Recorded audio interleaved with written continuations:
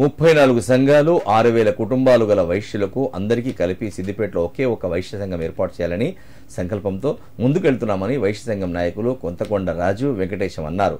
Siddipet press క్లబ్లో ఏర్పాటు చేసిన మీడియా సమావేశంలో వైశ్య సంఘాల నాయకులు మాట్లాడారు.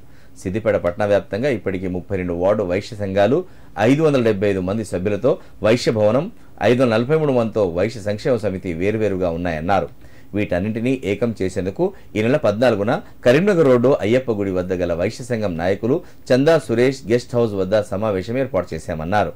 ఈ సమావేశానికి అన్ని వైశ్య సంఘాల సభ్యులు పాల్గొని విజయవంతం చేయాలని కోరారు. ఈ మీడియా సమావేశంలో సురేష్, పప్పు రవి, సురేష్, సంతోష్, నాగరాజు పాల్గొన్నారు. అందరికీ నమస్కారం. సిద్దిపేట పట్టణంలో 43 వార్డుల్లో సుమారుగా 6000 కుటుంబాలతోని 25,000 నుండి 30,000 జనాభా ఉన్నటువంటి వైశ్య సమాజానికి సిద్దిపేట పట్టణంలో సమిష్టి సంఘం లేనందున రేపటి రోజున సిద్దిపేట పట్టణంలో 33 వార్డు వైశ్య సంఘాల ప్రతినిధులతో మిగతా ఆర్య వైశ్య మహాసభ, వాసవి క్లబ్, వైశ్య సంక్షేమ సమితి, వైశ్య భవనం ప్రతినిధుల అందరితోని ఒక సన్నాహక సమావేశం ఏర్పాటు చేయడం జరిగింది.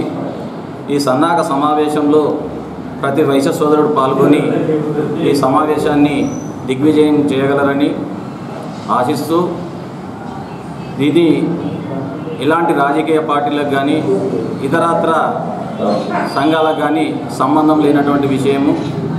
రాజకీయాలకు అతీతంగా, సంఘాలకు అతీతంగా సమిష్టిగా ఏర్పడబోయే సంఘానికి ప్రతి వైశ్య సోదరుడు మద్దతు తెలపాలని మేము కోరుతున్నాం.